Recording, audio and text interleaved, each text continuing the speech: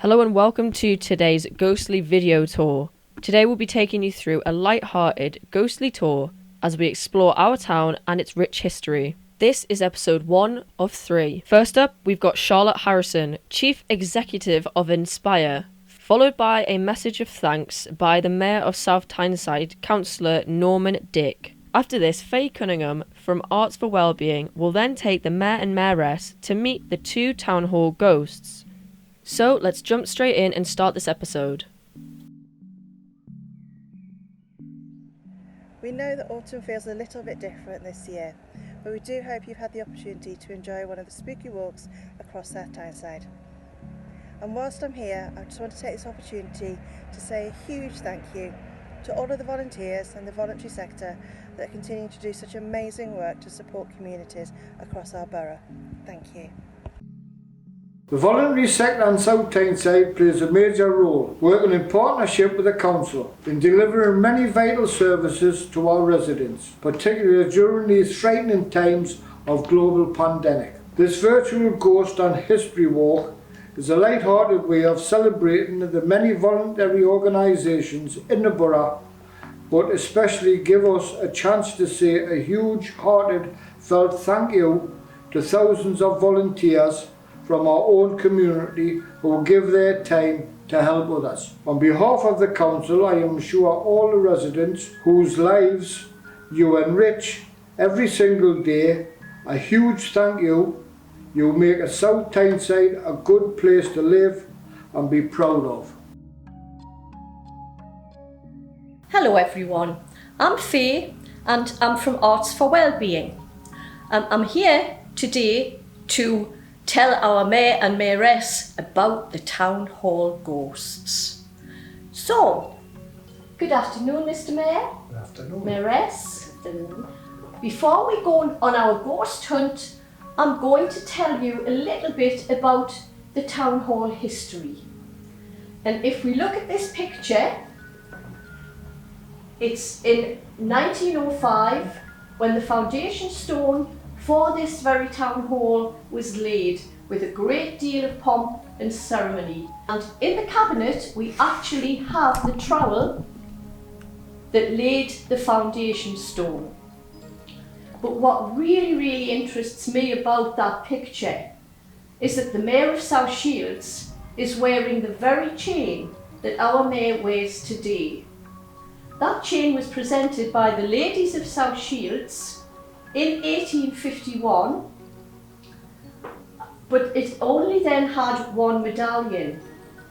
In 1901, the Mayoress of the day presented the Mayor with the second medallion, which has our South Shields coat of arms on.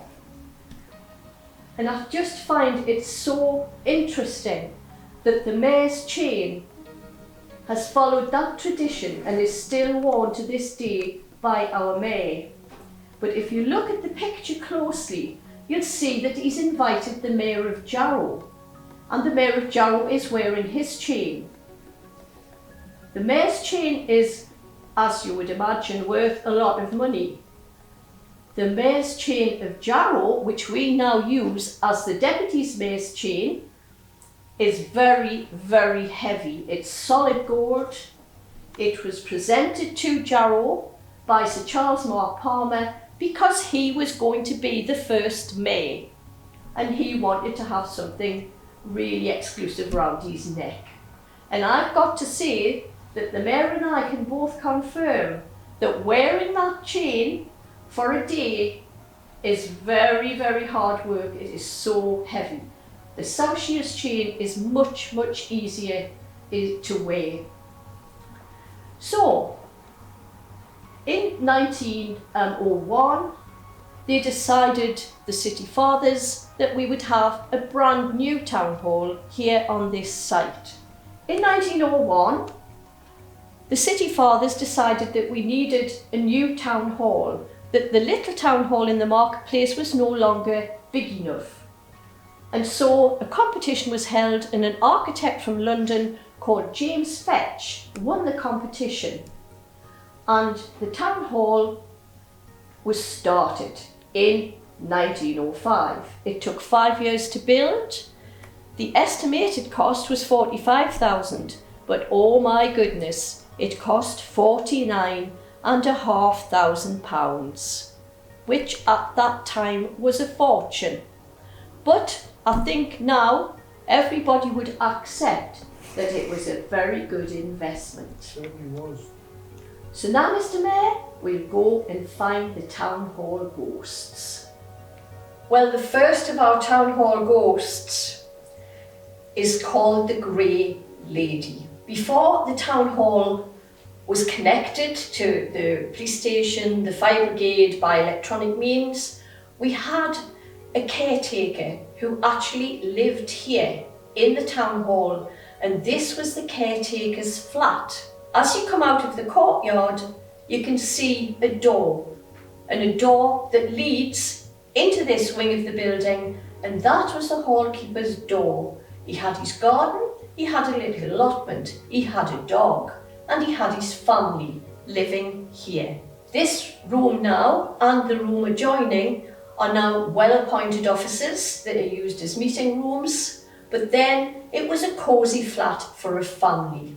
Years and years later, our hall porters would very, very often get people ringing and saying, "You've got someone locked in the town hall."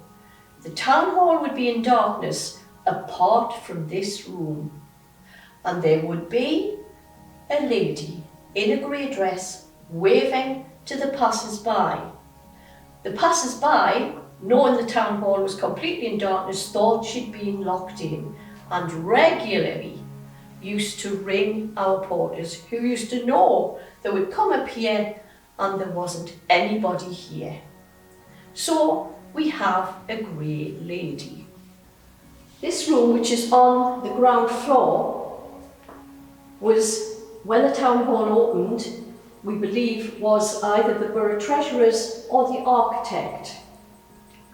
And often, very, very early in the morning, when the cleaners came in and it was quiet, no one around, they would often see a very, very well-dressed Edwardian gentleman standing here as if to go in the room. When they would look, they would go into the room, but it has a communicating door. So they would think that he'd gone through the communicating door, and then they would go and look. So the ladies would think that he'd gone through the communicating door and would be in the corridor. But then they would walk, open the doors, and there was never anyone there.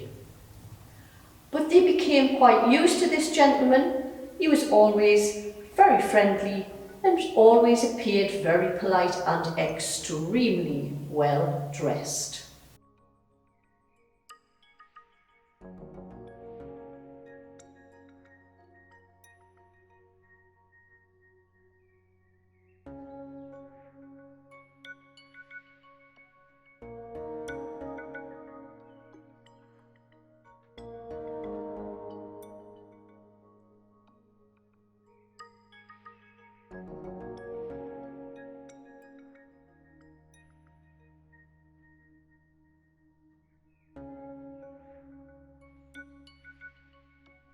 Hello everyone, I'm Tina from Inspire and I'd like to welcome you all to Jarrow Hall. Jarrow Hall is a part of a museum that tells the life of Anglo-Saxon England. In particular, it tells the life of St Bede, who lived in Jarrow at the monastery of St Paul. Jarrow Hall is a beautiful Grade II listed building. It was built by Simon Templar in 1785. Where he lived comfortably with his wife. In 1812, he went bankrupt and the house was sold to his brothers. And since then, there have been many owners of the house. The hall has a history of paranormal activity, and Ghost Northeast has done some psychic investigations here in the past. Could it be the ghost of Thomas Brady, who was a land agent and leased the house? His wife died shortly after giving birth to one of their children. Or could it be, as it is said, the ghost of Isabel Chater, who lived in the hall with her husband, Thomas Derwent Brown, in 1841. During the 1920s, the hall was used as a fever hospital. Could it be one of the lost souls that died here during that time? I don't think we'll ever know who the ghost is. The house today has a vibrant atmosphere, and the smell of home cooking comes from the Hive Coffee Company that run the cafe in the hall. The hall has a beautiful herb garden which is tended by volunteers, and of course the herbs are used by the cafe. There is also a museum of Anglo-Saxon England, and many volunteers come and do various tasks at the museum. I hope you have enjoyed your brief visit to Jarrow Hall, which is a part of the rich history of South Tyneside. Thanks very much for watching today's video. If you've enjoyed today's video, be sure to check out our second episode where we uncover more grisly tales in our amazing South Tyneside and celebrate our wonderful volunteers.